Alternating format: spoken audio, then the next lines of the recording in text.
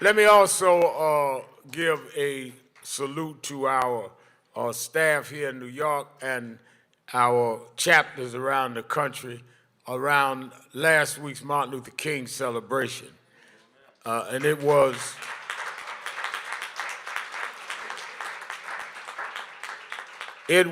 a mixture of challenge and celebration. Celebrating not only the life of Dr. King, but celebrating the holiday. You know, a lot of people just take things for granted. And sometimes you need to stop and pause and look at what you're looking at. Longer as you take things for granted, you will not appreciate it. Every once in a while, that's why they have Valentine's Day, so y'all won't take each other for granted too long. So you gotta start whispering sweet nothings in folk ear. Even though your girlfriend got diabetes, you give her some candy that she shouldn't be eating. But the King holiday in itself was a result of a movement. When Martin Luther King was killed, April 4, 1968, there was a poll the day before that had said that Martin Luther King was seen in the negative by 55% of black folks. I want y'all to get this now. 55% of black folks was anti-Dr. King. April 3rd, 1968. April 5th, the day after he died, everybody was with Dr. King.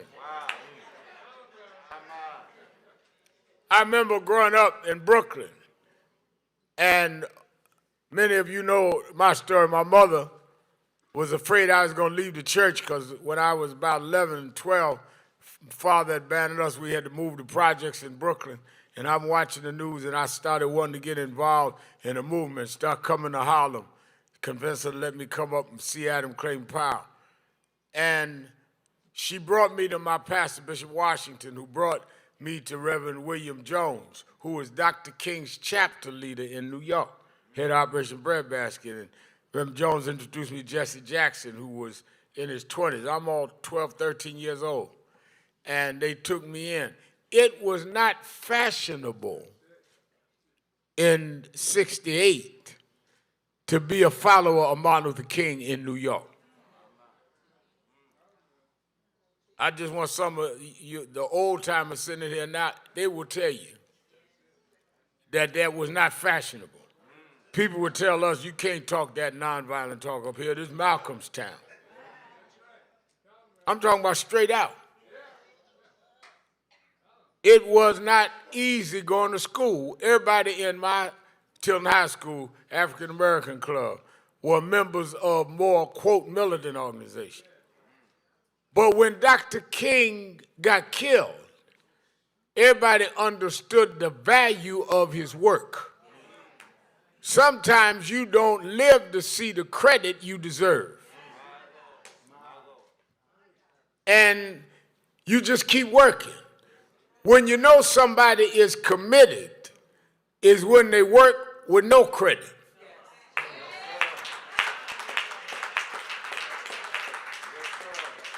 When you know somebody is born to do something is they do it when nobody's patting them on the back, when nobody paying them no mind. We then started rallying saying we need to make a federal holiday after Dr. King. Mrs. King, Stevie Wonder, Congressman John Conyers out of Detroit, Michigan, started leading a drive just to have the holiday. Why? There was never a federal holiday named after a black man or woman in the history of this country. Not one. You had, when I was growing up, you had Washington's birthday and Lincoln's birthday. and on and on. Now they just collapse it together, President's Day. And I tell Martin III all the time, if we don't continue to rally around Martin Luther King Day, they'll collapse it into Valentine's Day and call it Love Day.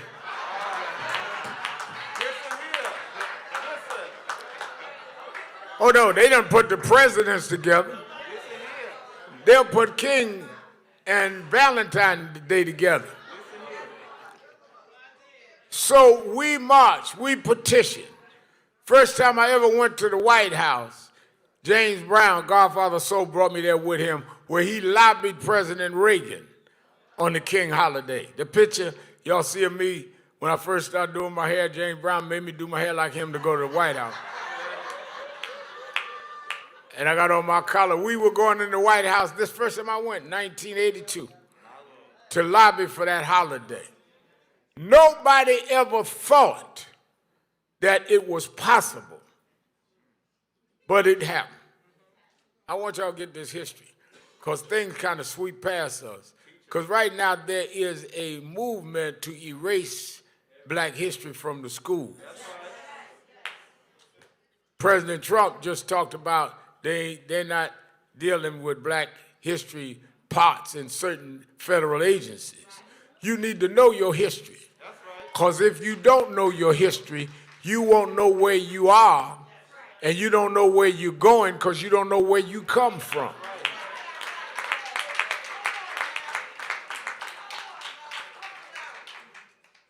J. Edgar Hoover and Ronald Reagan had called Dr. King a communist, called him names. But because people rose up, black and white, we made them give us a federal holiday. Can you imagine? Just think about it. In Birmingham, Alabama, where Dr. King was put in jail fighting for a Civil Rights Act that you enjoyed. For the Civil Rights Act of '64, it was law that you couldn't use certain bathrooms. It was law you couldn't eat in restaurants. It was law that you couldn't go in certain neighborhoods. I'm not talking about it was the custom. It was the law. They went to jail. They took dog bites. Some were killed to give us the right to vote. They put King in jail in Birmingham, Alabama. But can you imagine now the grandchildren of those that put King in jail got to stay home on Martin Luther King Day?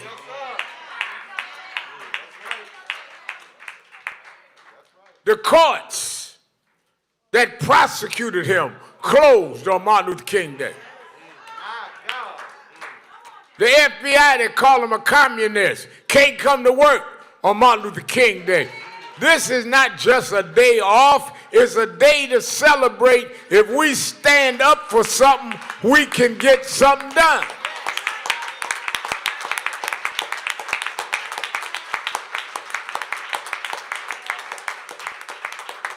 That's why folks be talking about, I don't know why y'all be going to them rallies. Because we change stuff. Things don't happen by automatic. Things happen because some people stand up and change.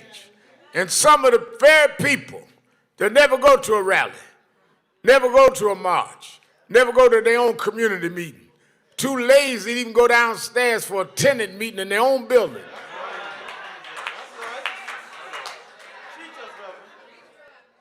But they benefit from it.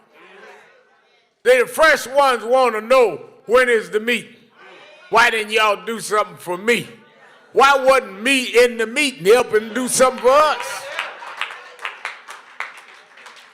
So that's why I celebrated and celebrate every year King Day. Because it is not only extolling a man who gave his life for us, it is also reminding us we can get things done if we get up and do it. That's why last Saturday, our Saturday forum, we had the governor here, the mayor here, both U.S. senators here, all the elected officials right here. Why? Because this organization comes out of the lineage of Dr. King. Martin Luther King III and us worked together. Coretta Scott King came to our events and said we were in the spirit of her husband. We make them come here and report on what they're doing. Because this is what the King movement was about that is now manifested in National Action Network. Now, that don't mean other organizations are not right, but this is what we do. I ain't trying to be with everybody. And I don't expect everybody to do what I do. I don't expect all ministers to do what I do. Everybody ain't called to do the same thing. Jesus had 12 disciples. They had different gifts, different talents. Everybody don't do the same thing. Tyrone sing, I don't sing. I don't even sing in the shower. I start singing, the water stop.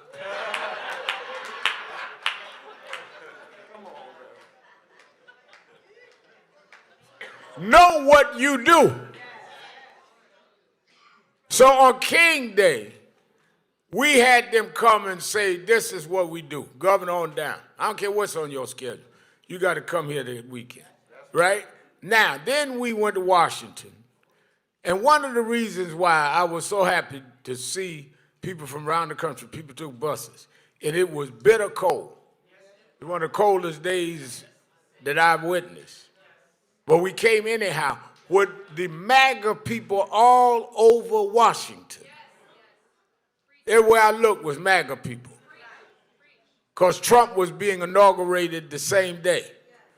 But they had to tell the story that night on the news after they did the inauguration. But on the Northwest, hundreds of people gathered to raise King's, not only King's name, but what King stood for and what we are fighting with diversity, equity, and inclusion.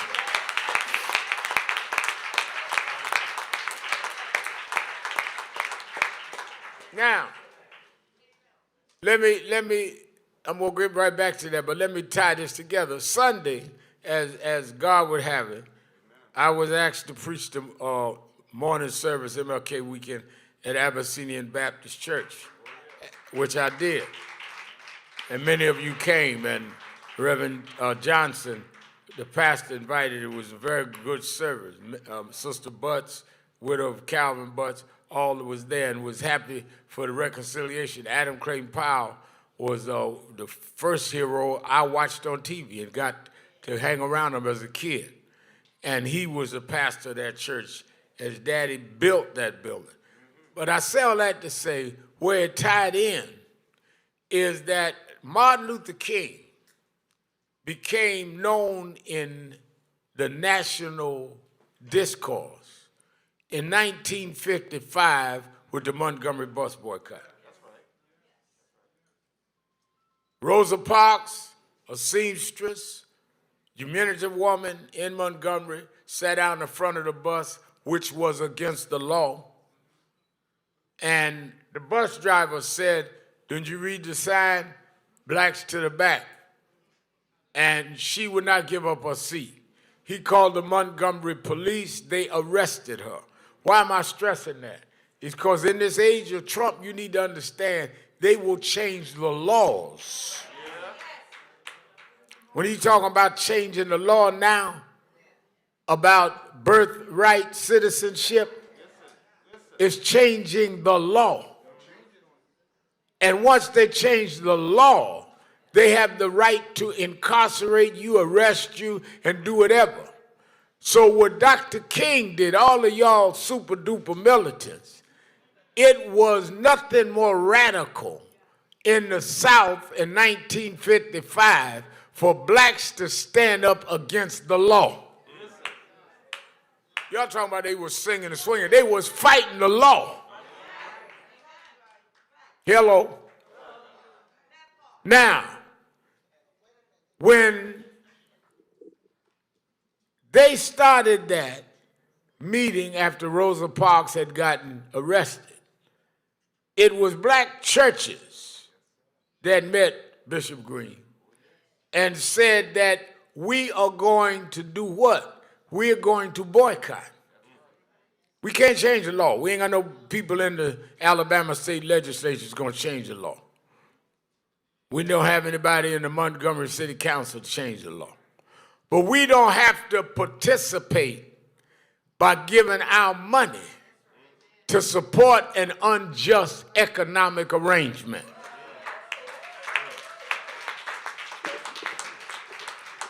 So they decided they would do what? The Montgomery bus boycott. And they said it is better to walk in dignity than ride in shame. Some carpooled, some walked, but none of them would spend $1 to get on the bus. Now, let me straighten out one other misnomer, because I used to have to argue with this growing up with my contemporaries. The objective of the civil rights movement was not that we wanted to sit on the bus next to white folks or to go to the toilet next to white folks. The objective was, if we're going to spend the same dollar to get on the bus that you spend, we're going to have the same option to sit where we want to sit.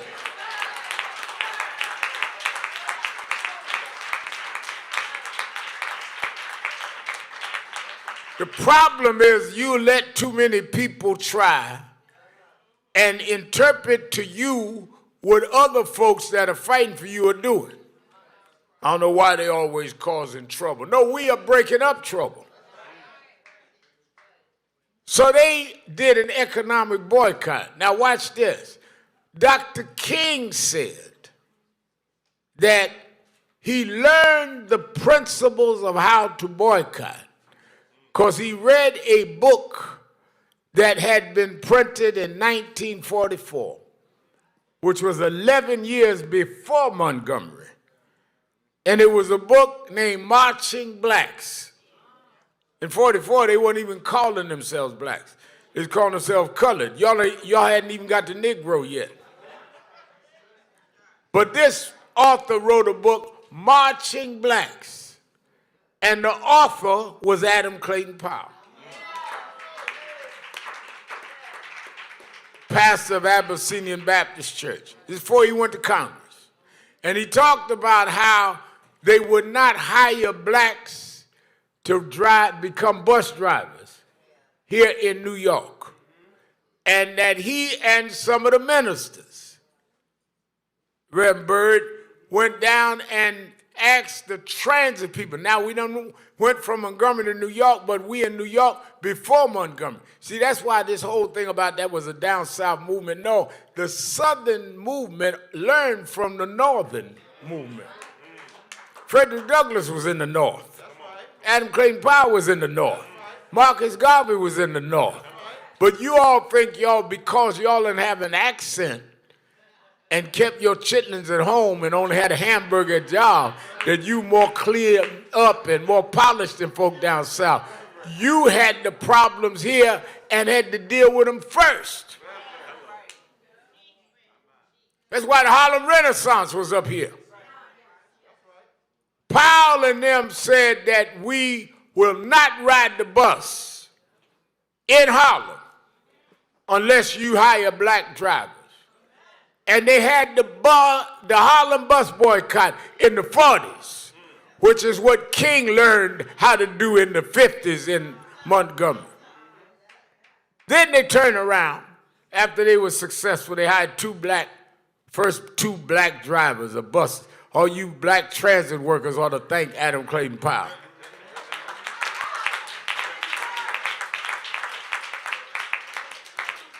Then they had the victory there.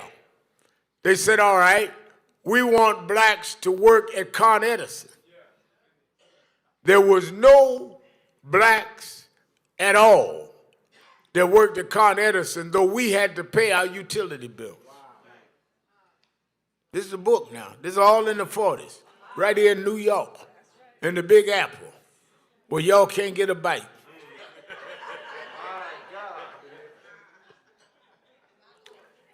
They went down there with the heads of Con Edison. They said, we ain't hiring Negroes. It's all right, fine. They went and had what they call Black Tuesday. And every Tuesday they told everybody in the churches, turn your lights off. And the power got to be so messed up, they hired the first blacks. Then it got worse than that for the other side. They now said we want to hire blacks in a telephone company. Oh, no, we can't do that. Okay, fine. This was at a time when in order to place a phone call, you had to call the operator, and the operator would place your call. So Adam Clayton Powell told everybody, call the operator, overrun the switchboard. And the big guys down at Wall Street couldn't get an operator because the switchboards was jammed up. And they called Powell down and hired the first blacks at the phone company. I'm telling you, you are in the birthplace where movements started.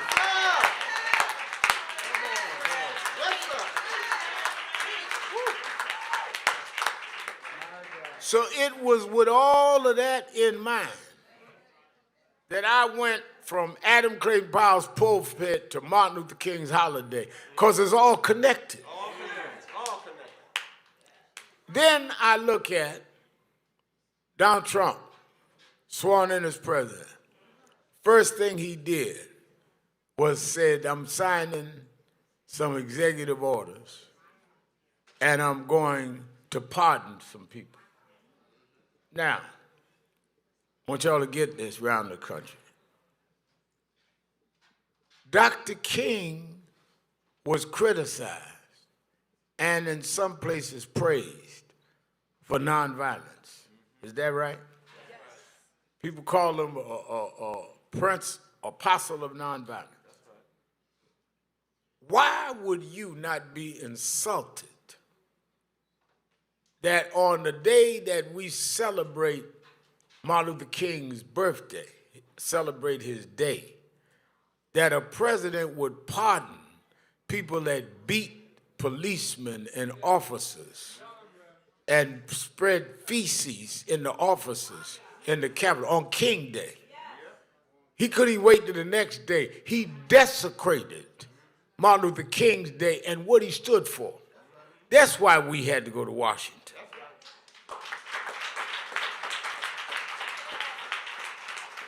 And we went to Metropolitan AME Church because that is where Frederick Douglass' body lied, and they had his funeral there, and where we brought Rosa Parks' body. So we wanted to connect this history and say in these times, we don't have to fight about the back of the bus.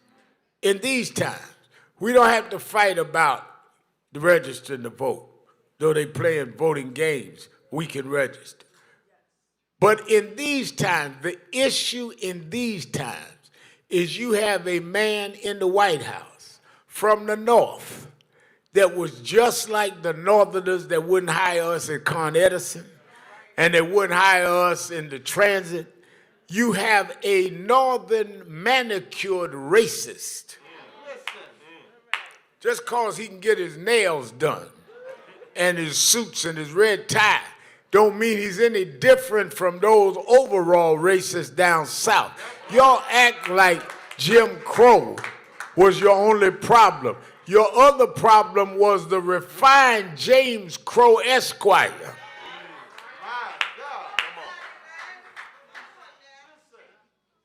That is operating in the North. And we knew who Trump was. When Trump, who never opened his mouth when they killed a black boy in Howard Beach just for being in the neighborhood. And Trump was a big businessman, high profile. Never said a word. Never said his word, Bishop, when they killed Yusuf Hawkins for being in Bensonhurst because they say we don't let blacks come out here. But when they falsely accused 5 young black and brown boys of raping and beating a white woman, one of them here this morning, stand up, Kerry Weiss, falsely accused. Donald Trump took ads out in the paper and said, bring back the death penalty and kill those boys. Now people say, well, he had a right to his opinion. Well, why didn't he have one about Howard Beach? He was born and raised right there in Jamaica State, right next to Howard Beach. Why didn't he have something to say about Bensonhurst? He has always been selective. But guess what? He comes out of the tradition and lineage of Northern exclusionary behavior. His problem is that some of us know we come out of the lineage of those that know how to handle that.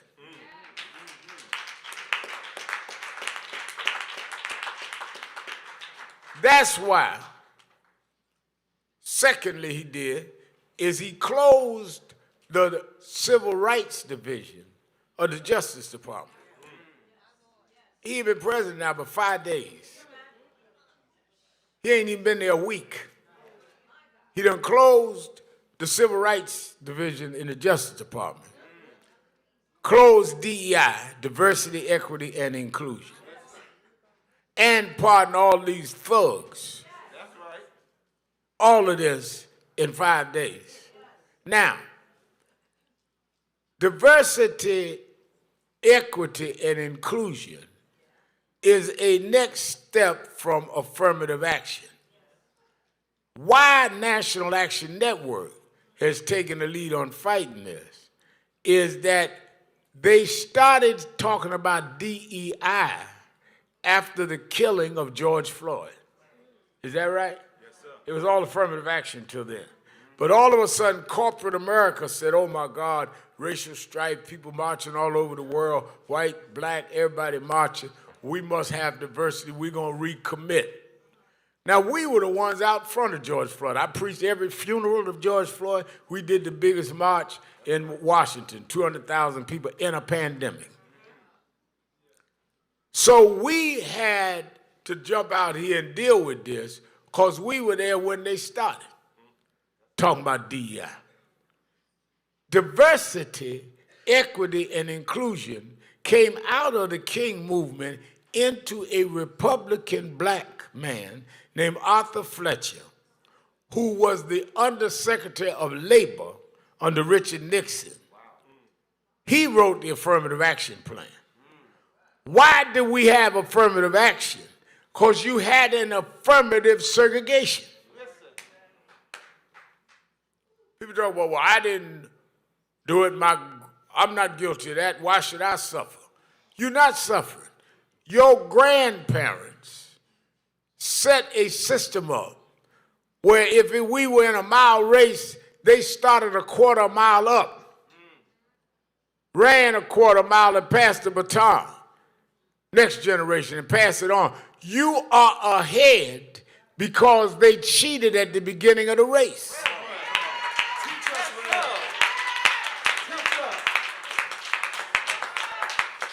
You ain't there because your granddaddy could run faster. You ain't there because they were smarter. They cheated at the beginning of the race. And affirmative action is to make up the yards that y'all stole from us.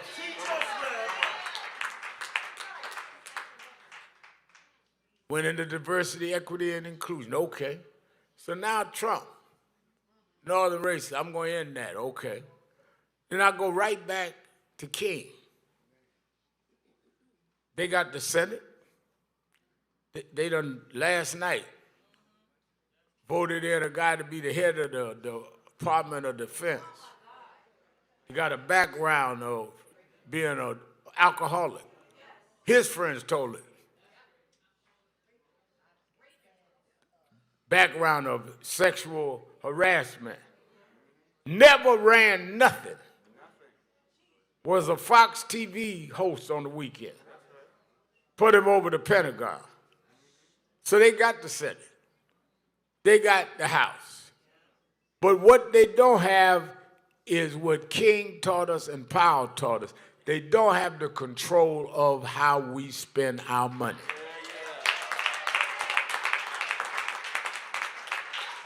I don't care how many votes you take. You can't tell me I got to shop where there is no diversity, equity, and inclusion. You can't make no law to force me to buy from folks that don't respect me.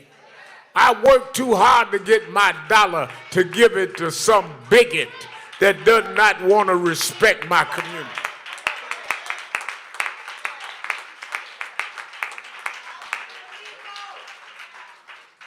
So what we announced from the pulpit that funeralized Frederick Douglass is that we are taking 90 days. We formed a committee with some scholars and members of all the leading civil rights organizations.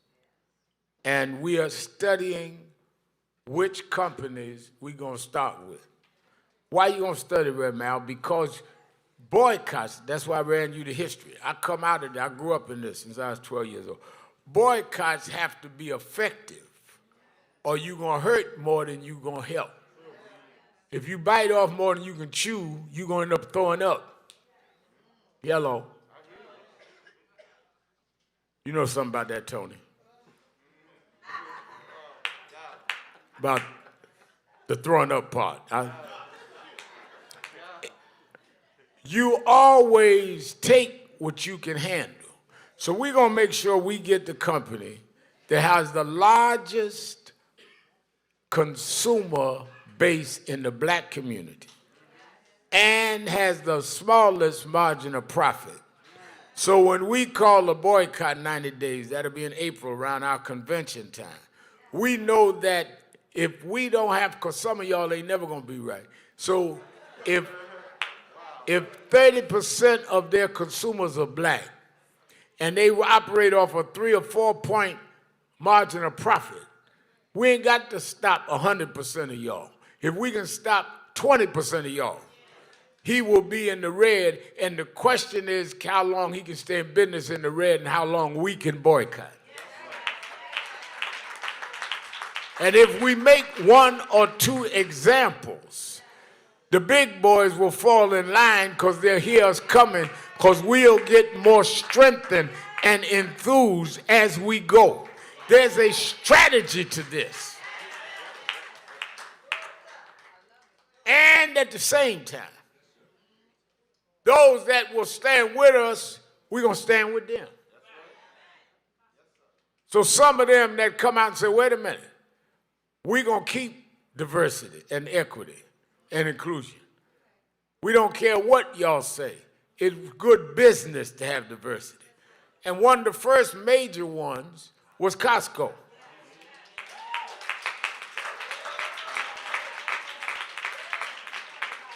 So Costco said, we keeping DEI. So to show we ain't negative, we gonna boycott, but those that are with us, we with them. At the end of this rally, I'm gonna take 100 of y'all shopping at Costco's.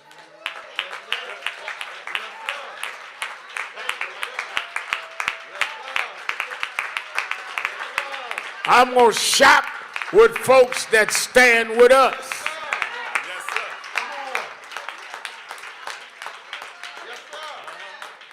So we got 2 buses gonna be in the front when the rally's over.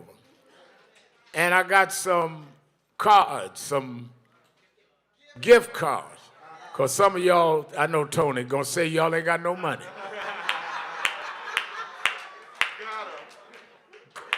So y'all got $25 gift card from me. You go over 25, you're on your own. And I'm going to give everybody a gift card, and we going shopping for justice, shopping for DEI.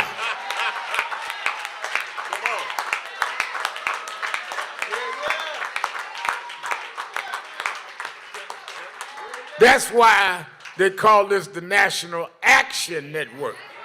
We ain't sitting around writing theories and writing columns and writing op-eds. We're action.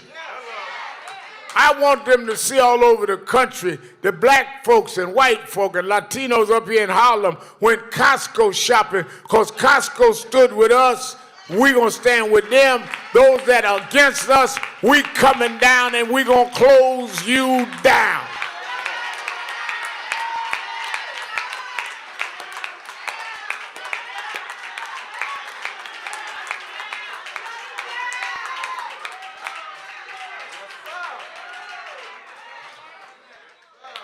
Just like he talking about birthright citizenship over. That's going back to Dred Scott.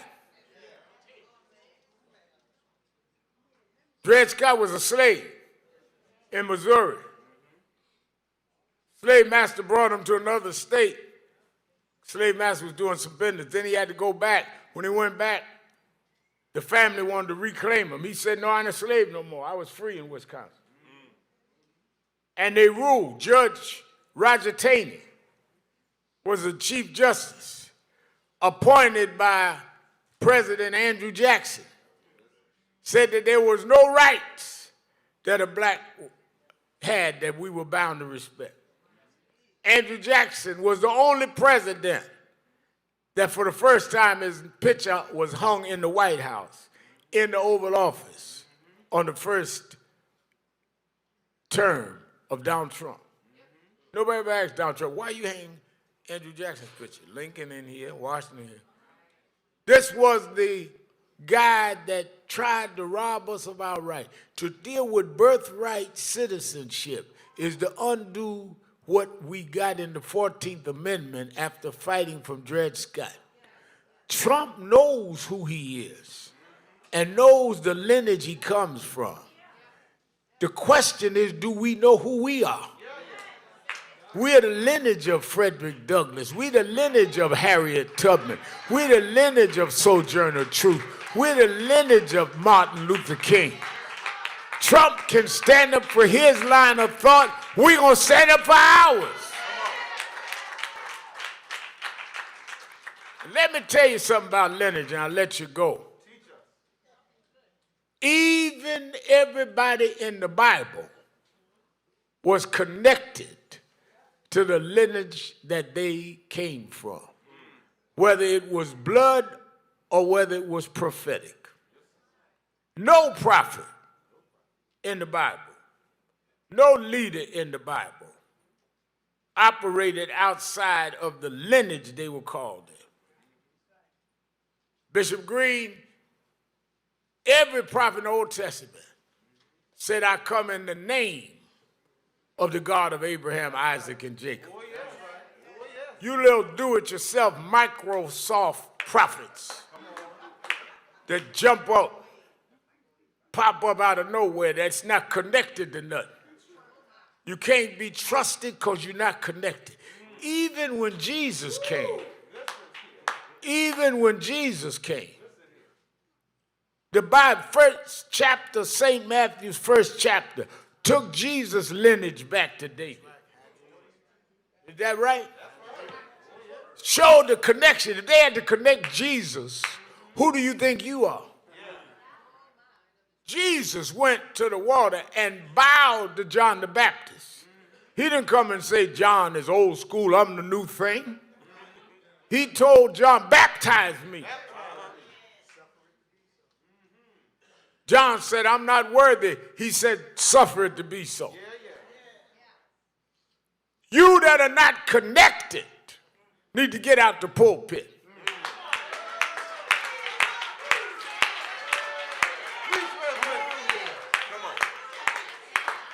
We don't need no preachers that sat up in the back of the car with a do-it-yourself kit. We need some folks that have been bathed and watered in the blood of using the prophetic tradition to stand up and tell the truth in season and out of season.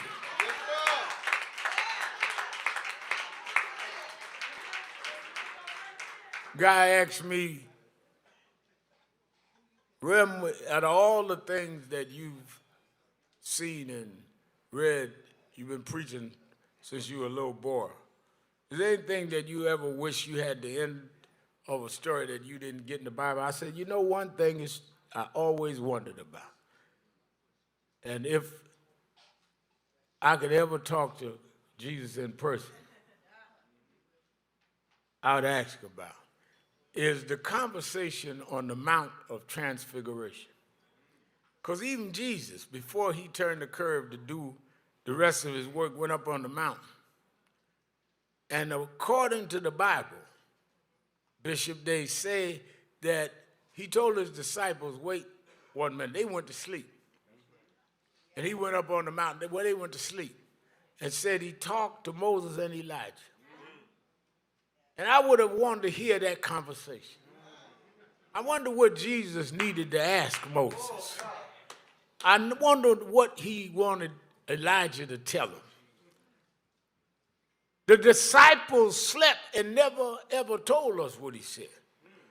But I imagine that if we talk to our predecessors, they will tell us, don't buy where you're not respected. They would tell us, stand up even if you got to stand by yourself. They would tell you, don't be trumped. We fought too hard. We got too many days in jail. We were persecuted and killed. Don't let the banner go now. I've been to the mountain and talked to our ancestors. We come too far to turn around now. We won't go back. I don't care how many votes Trump got in the Senate. We won't go back. I don't care how much they get some Negro getting up misquoting Dr. King at the inauguration. We won't go back.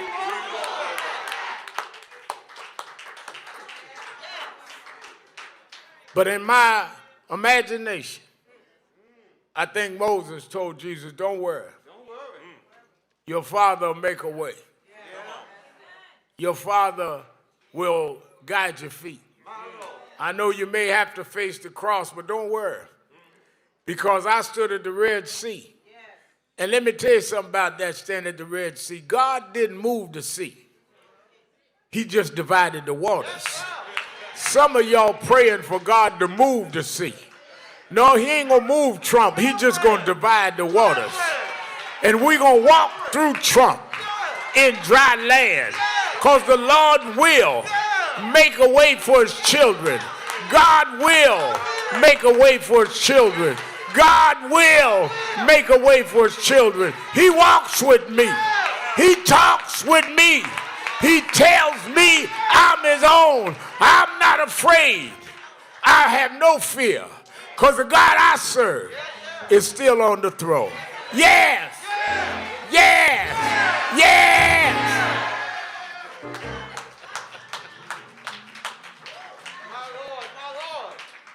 A friend of mine called me the other day and said they're about to amputate his ankle. Said, I would be marching with you, Reverend, but I can't walk. We come up together in Brooklyn. Another friend of mine struggled with another infirmity.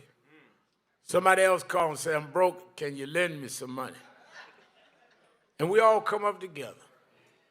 And I thought about God don't bless you to be a little better than somebody else for no reason. He blessed you so you can be a blessing.